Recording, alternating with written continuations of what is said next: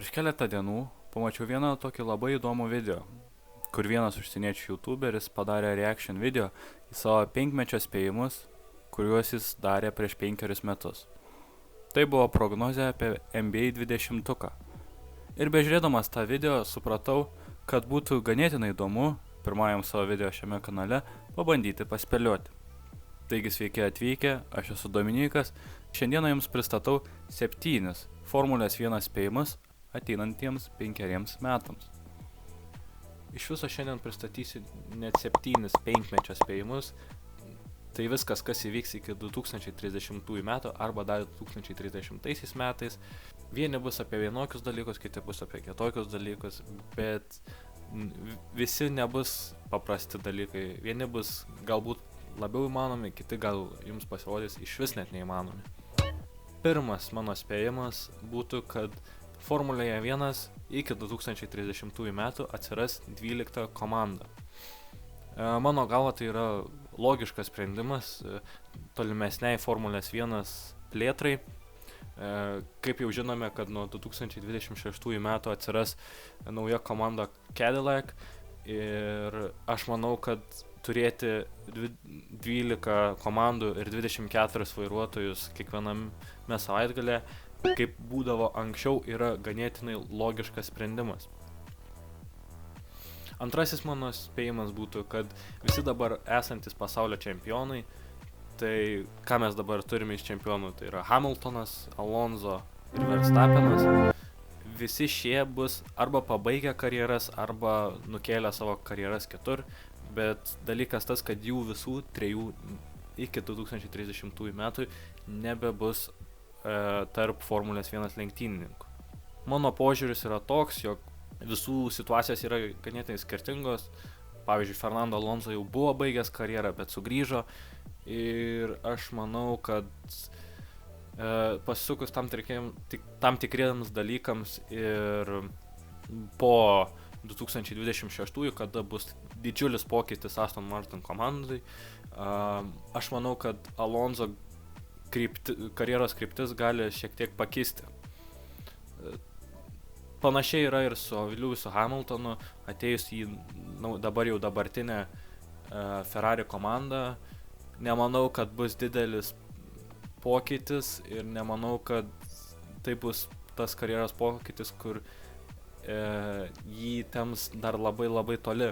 Sunku nuspėti, kaip iš tikrųjų jo nusiseks karjera, bet turiu tokią nuojautą, kad iki 2030 metų Hamiltonas dėja pabaigs savo karjerą. Na, o Verstappeno atvejus turime daug interviu pavyzdžių, kur jisai aptarė savo karjeros tolimesnę eigą ir jis nekartą yra minėjęs, kaip jis norėtų pabandyti kitus motosportus, kaip endurance racing ar ten galbūt sutelkti didesnį dėmesį į savo hobį sim racingą. Taip pat paminėjęs, kad jis nenori savo visos karjeros praleisti būtent Formulėje 1, skirtingai negu Alonso ar Hamiltonas. Trečiasis mano spėjimas būtų, kad iki 2030 metų kažkuris Mercedes komandos atstovas taps pasaulio čempionu. Tai reiškia, kad nebūtinai turi būti Mercedes užaugintas atstovas kaip Kimi Antonelli, bet gali būti, kad ir dabartinis George'as Russellas, o galbūt ateis kitas vairuotojas iki to laiko.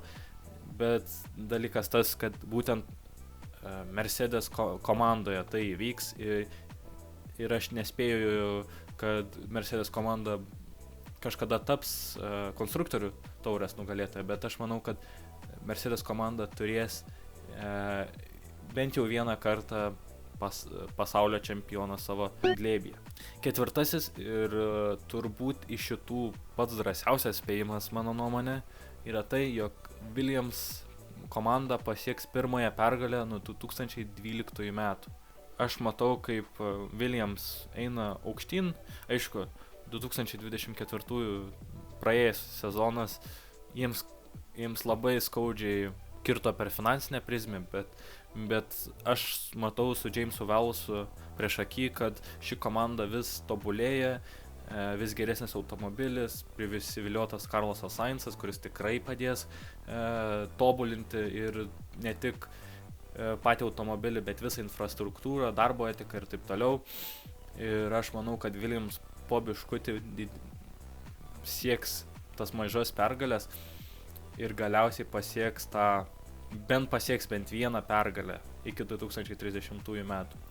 Kitas dalykas, kas man duoda optimizmo, yra tai, kad nuo 2020 metų per praėjusį 5 metį mes matėme pergalės iš Racing Point, iš Alfa Tauri, McLareno, kuris nebuvo toks konkurencingas, koks buvo praeitą sezoną ir koks bus šį sezoną. Todėl aš tikiu, kad Williams komanda toliau tęs savo tą tobulėjimo trajektoriją ir pasieks pirmąją pergalę.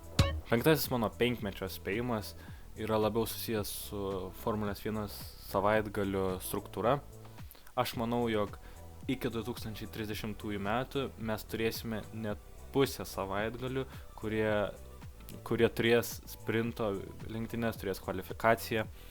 Aš manau, tai yra natūralus žingsnis siekiant dar didesnio žiūromumo ir dar didesnio populiarumo. Formulės 1 24 lenktynių formatas, kiek esu skaitęs ir kiek esu domėjęsis, yra jau toks kaip ir galutinis, nes dar didesnio lenktynių kiekio jau pasiekti sunkiai įmanoma. Todėl aš manau, kad sekantis FIA ar pačios Formulės 1 žingsnis yra didinti sprinto savaitgalių kiekį.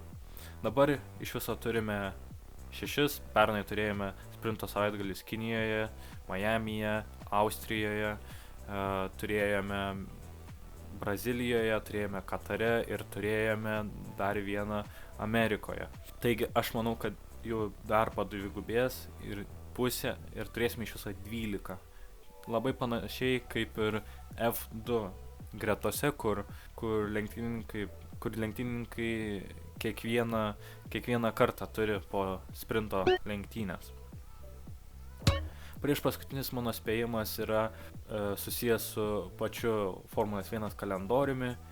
Aš esu įsitikinęs, kad kiekvienas pasaulio žemynas, išskyrus Antarktidą, kur lenktynės negali vykti, turės bent po vieną Formulės 1 etapą. Kol kas mums trūksta tik vieno, tai yra Afrikos ir pastaruoju metu vis padidėjo pašnekesių kalbų apie vieną bent etapą Afrikoje. Na ir manau, tai irgi natūralus žingsnis Formulės 1 produkto plėtrai į Afrikos žemės, kur demografiniai skaičiai su kiekvienais metais vis didėja ir didėja ir aš manau, kad ten yra dar viena nepasiekta auditorija. Kitas dalykas tai yra istorinė reikšmė. Daugelį metų vyko ten Afrikos etapas. Tikrai natūralu manyti, kad Formuliai 1 pasaulėjant ir globalėjant, taip pat mes galų gale atrasim vietos ir etapui Afrikoje. Tai 7. spėjimas būtų: daugiau nei pusė komandų bus pilni gamintojai. Tai reiškia, jog gamint savo variklius, savo pavarų dėžes. Šiuo metu turime Ferrari, turime Mercedes, turime Red Bull su Honda ir turime Alpine. Kaip jau žinome, kad Alpine nuo 2026, tai nuo sekančio sezono pereis prie Mercedes, bet nuo 2026 atsiras Audi, nuo Red Bull atsiskirs ir į Aston Martin pareis Honda, tai iš viso turėsime 5 iš 11 komandų gamintojus. Praėjus kažkiek laiko turėtų Cadillac taip pat pereiti, jie iš pradžių startuos savo Formulės 1 kampaniją su Ferrari varikliais, bet po to jų sekantis žingsnis yra savos gamybos varikliai. Viską sudėjus, tai būtų iš 11 komandų būtų 6 varikliai, tai 6 gamintojai: Ferrari, Mercedes, Red Bull Racing kartu su Fordu, nuo 2026 Audi, kuris perims Sauber veiklą. Taip pat turėsime eigoj Cadillacą, na ir Honda. jeigu atsiras 12 komanda, kaip aš nuspėjau pirmajame spėjime, tai šių šešių gamintojų mano spėjimui nepakaks.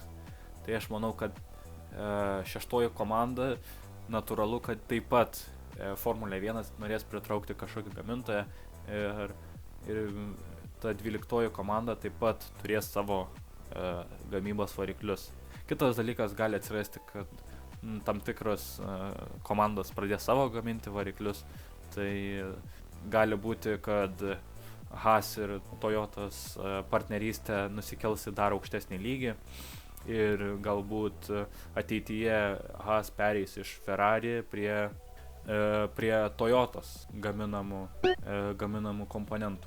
Iki 2030-ųjų turėsime dar labai daug veiksmo, turėsime net 6 sezonus ir aš manau, kad startuoti su 2025 sezonu, kuris yra nusimato vienas turbūt geriausių sezonų visoje Formulės 1 istorijoje ir po 2026 naujas reglamentas atneš dar naujų vėjų.